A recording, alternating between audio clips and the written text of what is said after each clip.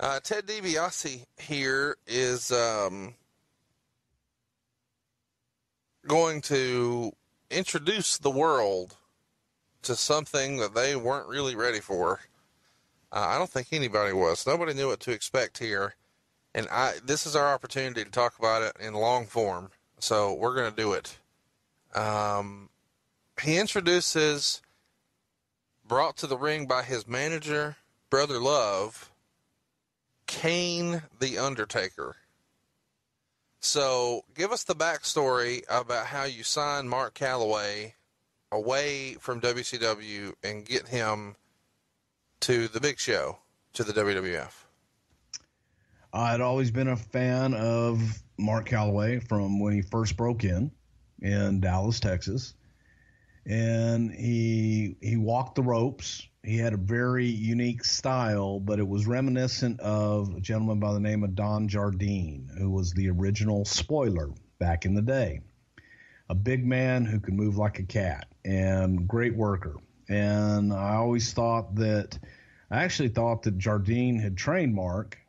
He didn't, but Mark was a big fan of Jardine's and stole a lot of his style. So I had my eye on him in Texas. He went to WCW, very young. He worked down there as Mean Mark Callis, and he was one of the Twin Towers with Dan Spivey and Sid. And it just so happened one day I get a phone call from Paul Heyman, who was managing Mark in WCW, and asked me if there was any interest. That his contract was coming up in WCW and wanted to know if there was any interest in New York. And I went to Vince, and Vince kind of looked at him and didn't see a whole lot in him. And I asked him, can we please meet him? There's something special about this guy from the way, and I didn't know him from Adam. I spoke to him on the phone a couple times, and it was one of those things that you just saw something in somebody that he had it. Begged him to meet with Vince, and they were set to, Mark was set to come to New York, meet with Vince the day after a WCW pay-per-view. And Mark had worked with Lex Luger, and Taker had dislocated his hip, but he worked the match because he knew that Vince was watching and wanted to have a great match. The match sucked. I'm not going to say it was, all Lex's fault, but it also, Taker had a dislocated hip. Vince called me. I was in the pool in Randy Savage's house. And Vince told me he wasn't interested in meeting with him. So he's just another big red-headed basketball player. Now let's run through this. The match you're talking about is Great American Bash 1990. Is that right? Could be. It was in Baltimore. It was July of 1990 is when that match you're talking about. Yeah, that's about right. Yeah. Okay. So he was supposed to meet with you guys shortly thereafter? He was supposed to meet with Vince the day after. July 8th, 1990. Okay. So I was in Florida, and like I said, I was in the pool, and took the call. And I had to call Mark at the Ramada Inn or whatever the hell it was, Hojo's, the Ramada Inn there in Atlanta where everybody stayed, and told him we were going to have to postpone the meeting. I did not tell him that, we were canceling the meeting. I said we're going to postpone it. And when I got back, how did he talked to Vince. Okay, he understood. Yeah. I just told him, Vince was busy and we're going to have to postpone it, not going to be able to do it. And I got back and begged. And they being WCW, had an event at the Meadowlands, I think, in the Northeast. And I said, look, he's going to be up here anyway. We're not buying him a ticket. Just meet him. And we got Taker and Vince together, and Vince fell in love with him, just personality-wise. So it was just timing, and they met, and I had an idea that I wanted to manage someone. I wanted to manage him, particularly. I wanted specifically him. And the idea was I wanted him to be the complete opposite of Brother Love. Well, Brother Love was full of love and peace, love and harmony, all white. I wanted him to be all dark and just the complete opposite. And came up with the name Cain. Is kind of a biblical name, first man to ever commit murder. Cain murdered his brother Abel. And so let me run through this. I don't mean to interrupt, but you're designing this character specifically for him once he's signed. Yes. Okay, so it's not just we want a big bastard that Brother Love can manage and we want to call him Cain and blah, blah, blah. It's you meet him, you see him, and you say, hey, here's what we should do with him. I want him. Okay. And so he gives us notice to WCW August 27th. His final match is September 7th. And then he signs with you guys in October of 1990. So this is happening kind of quickly because we're at November 22nd. So right. from October of 90, we'll say the 1st, who knows when, to now November 22nd, we're only like 6 or 7 weeks tops to develop this character. Now, get back to your story. I'll stop interrupting. Sorry. Well, he came up, he met with Vince, he met with Pat, and you talked to him, so on and so forth, and kind of shared the idea I had and asked me, what do you see for him?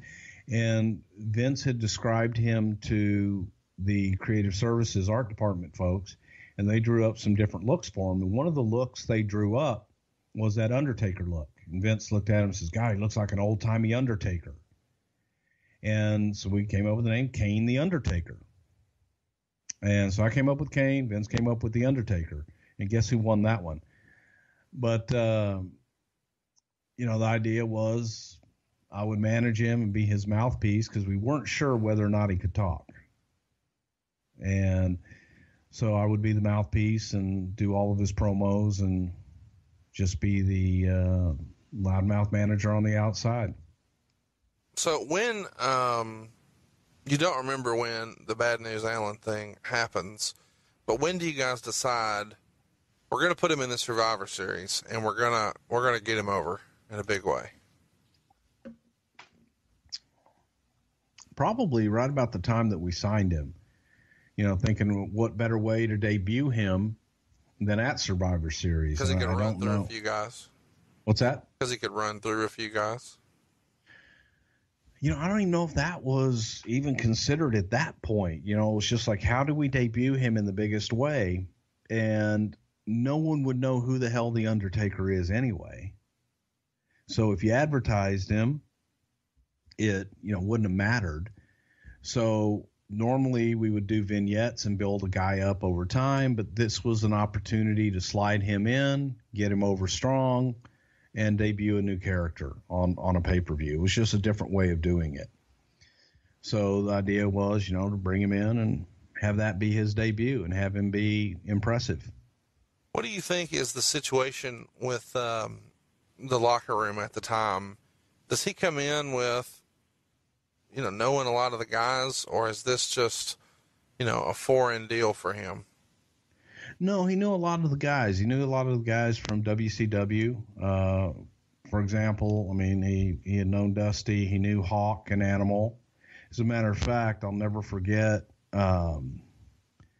when Vince was looking at Sid way back when and was bringing Sid in for meetings, and Hawk told Vince, you got the wrong skyscraper. And he had actually suggested Mark at that time to bring in. So, Taker knew a few of the guys. So it wasn't like, a whole newcomer outsider. He knew guys. Everybody kind of knew each other. But it was, he was a big bastard, great look. And I think you'd be hard-pressed to find anybody that doesn't like The Undertaker or Mark Calloway. They're one and the same. Percy Pringle signs with the company in December. So the very next month, when he's brought in, supposedly the talk is this might be somebody who could manage a Rick Rude or something like that, since they had worked together. But Rude's not even on this pay-per-view. Had all of that changed? Did you guys sign him knowing he had this mortician background and this is what we're going to make him, or how did that work?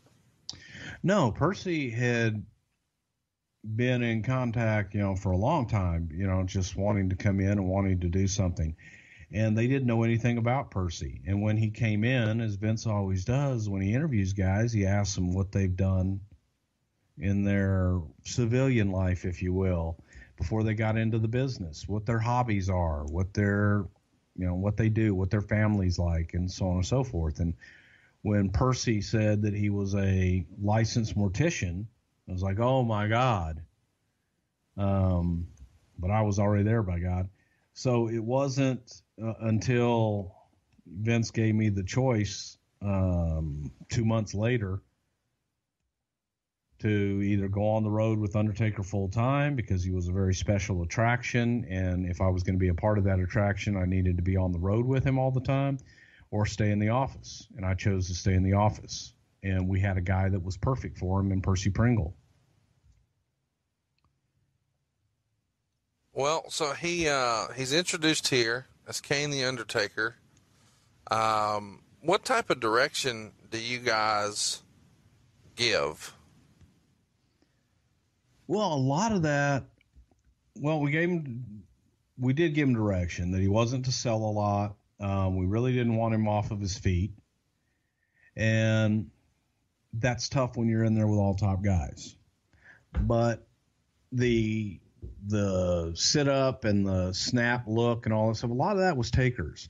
The sit up was something that I stole from Jeff Van Camp, who was humongous in the Mid-South back in the day. He was also humongous there in Pensacola and Alabama as well.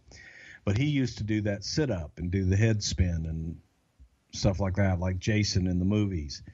And I suggested that to Taker. He ran with it, later years and did that sit up. If he took a bump at first, he would just lay there dead and then do the sit up. But we wanted him to be different. Wanted him to register, not sell necessarily, and very distinctive in his moves. We didn't want a whole lot of movement out of him.